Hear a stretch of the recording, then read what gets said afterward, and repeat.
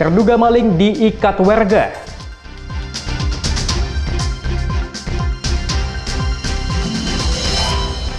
Buruh tuntut kenaikan pajak upah 10%.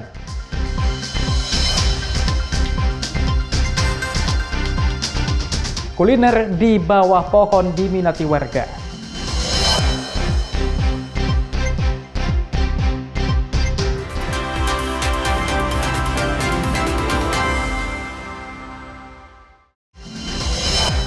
Halo, selamat pagi saudara. Kompas Sumut hari ini hadir dengan beragam informasi penting dan menarik dari Sumatera Utara. Selain 3 sorotan tadi, sejumlah informasi lain akan kami sajikan dalam Kompas Sumut.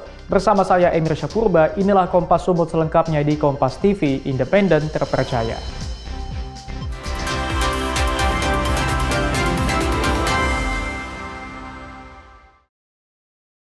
Saudara, seorang pria diduga mencuri buah jeruk di Komplek Pasar Buah Brastagi ditangkap dan diikat warga. Pria tersebut diamankan personel Koramil 03 Brastagi. Pria di foto ini diduga sebagai pelaku pencurian buah jeruk milik pedagang di kawasan Pasar Buah Brastagi, Kabupaten Karo, Sumatera Utara. Pria ini tertangkap saat mencoba mengambil jeruk dari salah satu kios milik pedagang, namun aksinya tertangkap tangan oleh penjaga malam. Warga kemudian mengikatnya di sebuah tiang. Perbuatan pria ini membuat warga marah. Pria tersebut langsung diselamatkan oleh personel Koramil 03 Brastagi yang sedang patroli. Menurut Danramil 03 Brastagi Mayor Vincent Bangun, peristiwa tersebut telah diatasi oleh personel yang saat itu sedang patroli di lokasi tersebut. Pelaku langsung dibawa agar tidak menjadi bulan-bulanan warga. Tadi pagi itu kebetulan sekitar jam 7 kurang 10, anggota kita itu seperti biasa melaksanakan patroli pagi ke arah kota. Nah, pas di depan pajak buah Brastagi itu ada seorang masih muda diikat di tiang listrik oleh warga penjaga malam pajak buah. Nah, babinsa kita ini berhenti menanyakan karena posisinya diikat di tiang itu sudah ada bekas dipukul.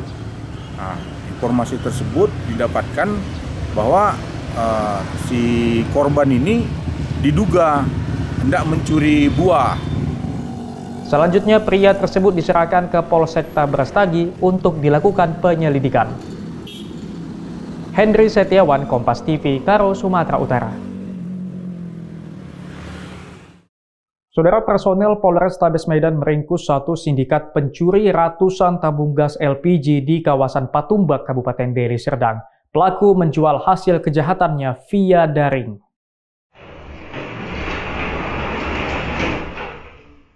Ini adalah rekaman CCTV yang merekam aksi kejahatan para pelaku ketika mencuri ratusan tabung gas LPG dari sebuah toko di Jalan Pertahanan Patumbak, Kabupaten Deli Serdang beberapa waktu lalu.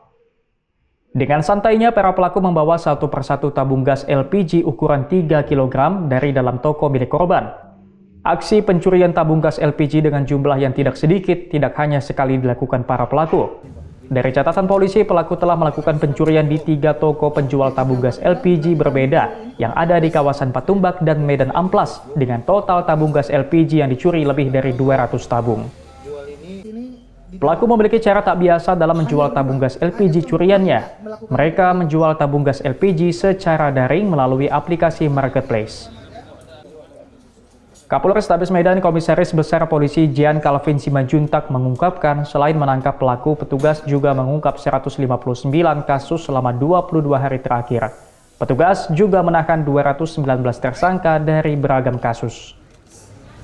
Mereka menggunakan salah satu media, sosial media, untuk menjajakan, menawarkan penjualan gas LPG kepada marketplace. Para pelaku umumnya merupakan pengguna narkoba, karena setiap kali berhasil melakukan aksi kejahatan, mereka kemudian menggunakan uang hasil kejahatan untuk membeli narkoba. Ferry Irawan, Kompas TV, Medan, Sumatera Utara.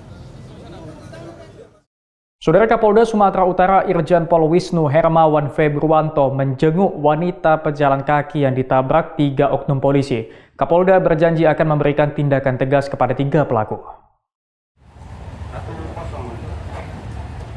Didampingi sejumlah pejabat utama Polda Sumut, Kapolda Sumatera Utara Irjen Pol Wisnu Hermawan Februanto melihat secara langsung kondisi Elida Delviana yang kini masih tak sadarkan diri. Korban yang merupakan pejalan kaki di Jalan Merak Jingga mengalami luka berat usai ditabrak mobil yang dikemudikan seorang oknum polisi beserta 2 rekannya. Ketiganya dipastikan berada dalam pengaruh alkohol usai keluar dari tempat hiburan malam yang berada tak jauh dari lokasi kejadian. Kapolda Sumatera Utara memastikan akan memberikan tindakan tegas kepada 3 anggotanya yang telah melakukan tindak pidana. Sanksi tegas dipastikan akan diberikan kepada 3 polisi tersebut karena akibat perbuatannya korban mengalami luka berat dan hingga kini belum sadarkan diri dan menjalani perawatan di Rumah Sakit Columbia Asia Kota Medan. Ketiga oknum polisi tersebut kini ditahan di Bitpropam Polda Sumut. Saya prihatin. Kondisi korban saat itu mudah-mudahan sehat ya, sehat. Dan saya prihatin sekali, mudah-mudahan yang terakhir mereka. Saya kira itu dari saya, dan saya ada tegas anggota kami yang ditahan tindak pidana dan etik. Jadi saya pastikan dia diproses secara tegas, dipidana dan etik. Mereka semua ditahan. Kasus ini sendiri terjadi pada 26 Oktober dini hari kemarin. Saat itu korban ditabrak mobil yang dikendarai oleh oknum polisi beserta 2 rekannya. Ferry Irawan, Kompas TV, Medan, Sumatera Utara. Buruh desak kenaikan upah, saksikan usai jeda.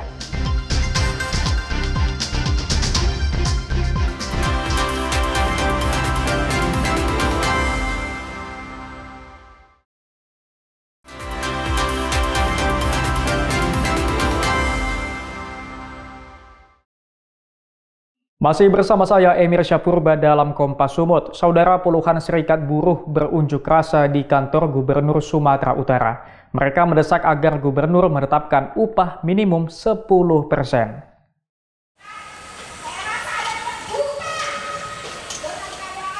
Dengan membentang spanduk berisi desakan pada pemerintah untuk menaikkan upah minimum 10%, puluhan serikat buruh bertahan di depan kantor Gubernur Sumatera Utara. Dalam aksinya, buruh menyampaikan sejumlah tuntutan seperti meminta kenaikan upah minimum 10% pada tahun 2026. Kemudian meminta Menteri Tenaga Kerja mengakomodir Undang-Undang Tenaga Kerja yang direkomendasikan serikat buruh, hingga minta pembentukan Satgas Perlindungan Upah agar tidak ada lagi perusahaan yang tidak membayar upah. Ketika Dewan Pengupahan Gubernur tadi menyampaikan bahwa perlu juga didengarkan suara-suara dari Apindo, Kadin untuk memutuskan 10% ini. Tapi pada prinsipnya gubernur respon sangat baik terhadap tuntutan kita ini. Setelah menyampaikan aksi dan orasinya, perwakilan masa aksi diterima langsung Gubernur Sumatera Utara Bobi Nasution. Kepada para buruh, Bobi Nasution menyampaikan pemerintah memastikan mendukung kesejahteraan buruh, namun buruh diminta menjaga kondisi iklim usaha bagi para pengusaha. Pemerintah daerah disebutkan sangat menyoroti berbagai biaya di luar operasional yang harus dikeluarkan pengusaha, yakni pungutan liar yang dilakukan berbagai pihak. Nantinya akan dibentuk satuan tugas dalam memberantas pungutan liar. Nanti kita satgasnya isinya selama ini pemerintah dengan pelaku usaha, dengan APH. Nah, ini kita ikutkan serta juga teman-teman serikat buruh. Karena apa? Karena ini tempat kerja mereka juga harus ikut terlibat melindungi. Tadi kalau misalnya uang yang pungli tadi bisa ditekan angkanya, tentunya kos dari pelaku usaha juga akan turun sehingga bisa meningkatkan kesejahteraan para buruh. Selain tuntutan upah, buruh juga menyampaikan agar pemerintah membangun perumahan tipe 36 untuk buruh dengan cicilan Rp700.000 per bulan dengan tenor 15 tahun. Roganda Malau, Kompas TV, Medan, Sumatera Utara. Saudara, video seorang bidan di Deli Serdang viral. Bidan tersebut mengaku kesulitan mengurus kenaikan pangkat karena diduga ada pungutan liar. Video ini pun direspon Presiden. Kantor BKD Deli Serdang, Pak. Saya terkendala dengan kepangkatan saya, Pak. Karena apa, Pak? Saya terus dipungli. Video viral Bidan Desa direspon Presiden Prabowo. Video dengan narasi sulitnya kenaikan pangkat di pemerintah Kabupaten Deli Serdang ini langsung menjadi perhatian. Awalnya Bidan Desa tersebut kesulitan mengurus kenaikan pangkat fungsional karena ada dugaan pungutan liar. Pasca viral tersebut, Gubernur Sumatera Utara Bobi Nasution langsung memanggil Bidan Farida Purba dan Bupati Deli Serdang Asri Tambunan untuk segera mengklarifikasi persoalan. Bidan Farida bersama Bupati Deli Serdang bertemu dengan Gubernur Sumatera Utara dan membahas persoalan dalam pertemuan tertutup di rumah dinas Gubernur. Usai pertemuan, Gubernur Sumatera Utara Bobi Nasution menyampaikan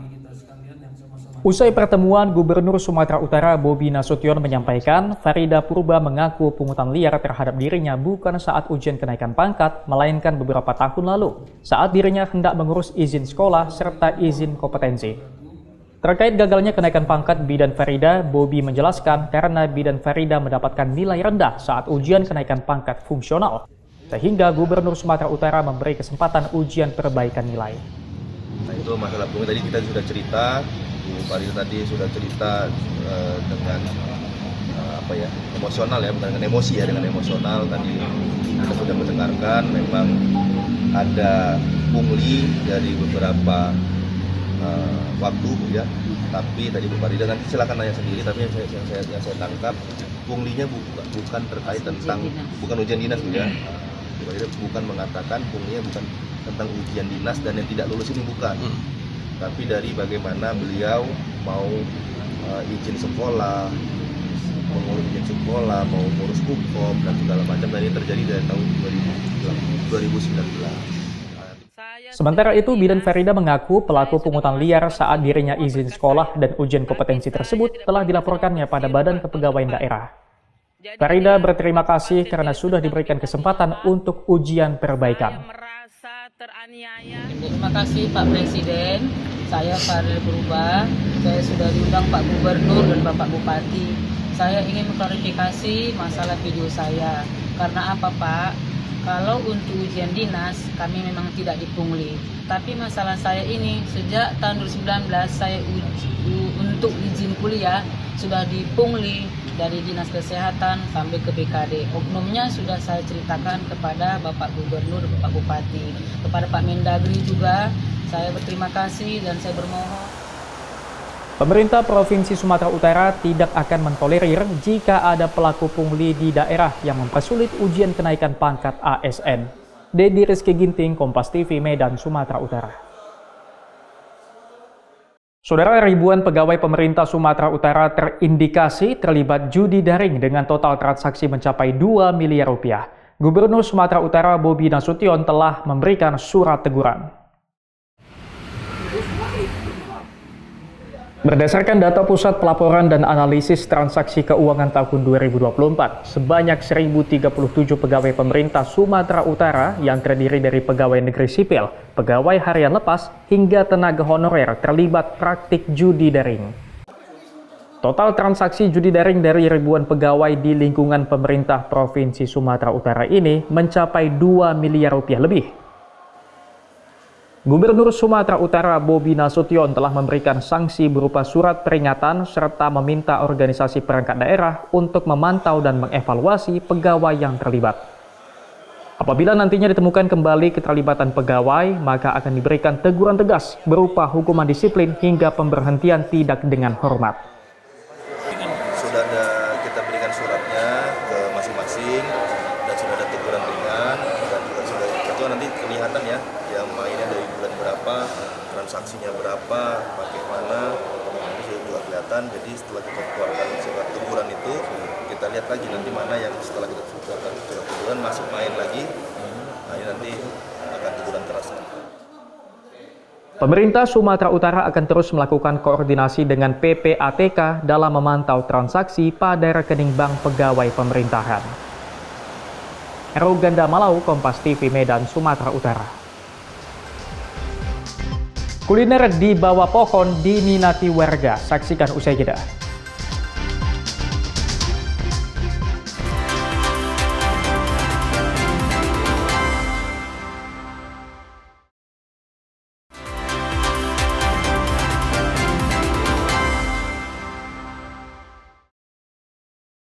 Masih bersama saya Emir Syapurba dalam Kompas Sumut. Saudara, sebuah pulau kecil di bagian utara kota Medan menjadi rumah bagi ribuan burung endemik dan burung migran dari belahan bumi utara.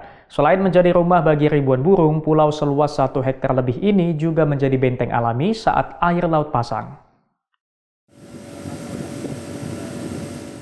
Berada di bagian utara kota Medan, tepatnya di seberang Laut Belawan, Pulau Burung menjadi persinggahan banyak burung. Tidak hanya burung endemik Sumatera, melainkan burung migran dari belahan bumi utara. Terdapat 2 spesies burung migran yang terdata di Pulau Burung seperti burung gajahan benggala yang berasal dari Rusia atau belahan bumi bagian utara dan burung trinil. Burung-burung migran ini biasanya datang antara bulan November hingga Februari.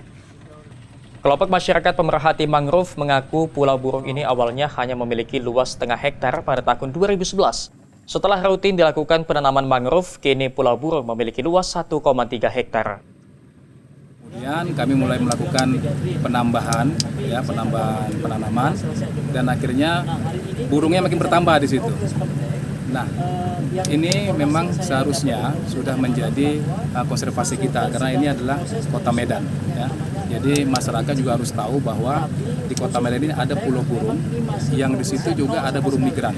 Jadi ada 2 spesies burung migran situ. Yang biasanya di bulan-bulan 11 sampai bulan-bulan Februari, ya mereka datang ke situ. Salah satunya gajahan benggala sama trinil, burung migran.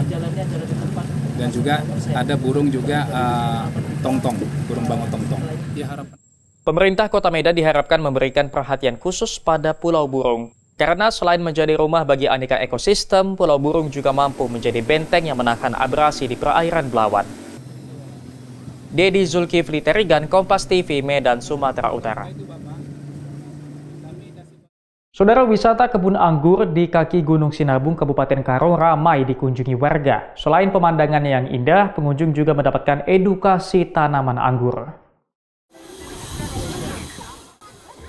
Berawal dari peristiwa COVID-19 beberapa tahun lalu, petani di lingkar kaki Gunung Sinabung, Kabupaten Karo, Sumatera Utara mulai mengelola kebun edukasi anggur. Kebun edukasi yang diberi nama Jeep Farm ini merupakan kebun anggur terbesar di Sumatera dengan 10 varietas anggur, menggunakan sistem greenhouse agar hasil dan kualitas meningkat, serta mengoptimalkan pertumbuhan tanaman dan terhindar dari gangguan hama. Para petani juga berhasil mengembangkan varietas anggur di ketinggian 1000 meter dari permukaan laut. Seiring perkembangannya, kini kebun edukasi ini menjadi lokasi wisata baru. Pengunjung mengaku senang dapat melihat langsung anggur segar tumbuh di dataran tinggi. Dari 3 Binangan. Ini kesini ngapain nih, Kak? Nengok buah anggur. Gimana, Kak? Melihat langsung ini, Kak? Iya, cantik kali lah. Perlu dibudidayakan ini. Manis sekali, tadi kucuri 1. Manis sekali. Iya. Seneng nggak, Kak, adanya edukasi tanaman di wilayah Karo nih, Kak? Senang kali lah, Bang. Iya kan, gini nanti kan udah bisa nanti petani-petani yang lain pun diajari kan. Jadi kan menambah income petani. Ya, cocok juga lah, Bang. Sementara pemilik kebun anggur Cipta Meliala menyampaikan dengan adanya kebun anggur ini dapat kembali memotivasi para petani untuk kembali semangat berkebun pasca bencana di lingkar Sinabung. COVID yang kemarin, tahun 2019, kita beralih dari usaha buah dan memulainya ke usaha pertanian. Oke, siap. Bang, ini menarik nih, Bang. Pertanian di sini kita mengembangbiakan anggur yang saat ini kalau kita lihat sedikit tumbuh di dataran tinggi nih, Bang. Seperti apa nih? Suka dukanya atau seperti apa nih, Bang? Sebetulnya anggur ini bagusnya di MDPL 600 sampai 900, tapi kita mencoba kita di MDPL 1300 supaya bisa untuk inovasi, untuk bergerak bidang pertanian, untuk sekaligus untuk memperbaiki ekonomi sekitaran wilayah-wilayah di dataran tinggi, khususnya di daerah Gunung Sinabung. Inovasi baru pertanian ini diharapkan dapat memotivasi petani lain untuk mengembangkan kreativitas mereka sekaligus membuka lokasi wisata baru. Henry Setiawan, Kompas TV, Karo, Sumatera Utara. Saudara, di tengah menjamurnya kafe kekinian di sudut kota, ada sebuah tempat makan sederhana yang justru menawarkan sesuatu yang berbeda. Namanya Warung Pondok Kelapa. Di sini pengunjung bisa menikmati berbagai menu di bawah pohon. Berbeda dengan tempat makan modern yang ramai dengan dekorasi lampu, bunga estetik, atau spot foto yang dirancang untuk media sosial, warung Pondok Kelapa memilih jalan lain, kesederhanaan, dan keaslian suasana alam. Pengunjung yang datang dapat memilih tempat makan di meja panjang atau lesehan di tikar di bawah pohon kelapa secara langsung. Semilir angin yang berhembus di antara pepohonan kelapa, suara serangga khas pedesaan, dan aroma masakan rumahan yang menggoda selera berpadu menjadi suasana yang menenangkan. Menu andalan warung ini pun sesederhana tempatnya. Seporsi mie sop hangat yang gurih dan air kelapa muda segar menjadi favorit para pengunjung. Uniknya, kelapa yang dipesan langsung dari pohon yang tumbuh di sekitar warung, memberi sensasi alami yang sulit ditemukan di tempat lain. Dan untuk harga yang ditawarkan pun sangat bersahabat, hanya Rp5.000 untuk mie sop dan kelapa muda. Sementara menu lain seperti es teler, gorengan, mie bakso tetap dijual dengan harga terjangkau. Adit, pengunjung dari luar Deli Serdang, mengaku mie sop di warung Pondok Kelapa ini sangat enak dan cukup murah. Ia sengaja datang bersama keluarga untuk menikmati liburan dengan makan bersama di sini. Apa sih Bu tanggapannya dengan makanan di sini? Makanannya ya cukup enak, tempatnya nyaman. Jauh-jauh juga sih dari Kebajahe, cuman pengen ngerasain mie sop ini aja. Saya sini. Ini dengan keluarga di sini udah pernah kemarin sebelumnya? Belum, baru ini. Ini sama keluarga. Nah, yang paling menarik apa di sini, Bu? Mie sopnya kayaknya ini. Mie sopnya enak. Enak. Sementara itu, Sandi, pengelola warung Pondok Kelapa, mengaku membuka usaha warung ini dengan memanfaatkan lokasi yang ada. Di tengah kebun kelapa ini didesain dengan suasana yang sederhana dan harga yang terjangkau. Kayak kita kan terbatas biaya, Bang. Kita nggak ada kursi, kita nggak ada meja, jadi kita inisiatif ngambil lesehan, lebih irit biayanya. Dengan pohon-pohon kelapa ini seperti apa? Dengan pohon kelapa ini memang dari awal sudah ada. Jadi menggunakan peluang ya. Peluang. Dan untuk pohon kelapa ini kira-kira keunikan dari resto ini seperti apa sih? Kita kelapa minumnya dari kelapa sendiri, dan itu rasanya sih jauh lebih beda. Warung Pondok Kelapa bukan hanya tempat untuk mengisi perut, tetapi juga tempat untuk menyegarkan pikiran. Di tengah kebun kelapa yang rindang, pengunjung bisa merasakan ketenangan yang mungkin sulit ditemukan di tengah hiruk-pikuk kehidupan modern. Tanpa kemewahan, tanpa dekorasi berlebihan, hanya makanan sederhana, alam yang asri, dan kebahagiaan yang terasa apa adanya. Dedi Zulkifli Terigan, Kompas TV, Deli Serdang, Sumatera Utara. Sampai di sini Kompas Sumut hari ini. Anda bisa menyimak video tayangan kami di kompas.tv atau menyaksikan siaran langsung via streaming di kompas.tv/live. Kami undur diri, tetap saksikan rangkaian program berita di Kompas TV, independen terpercaya.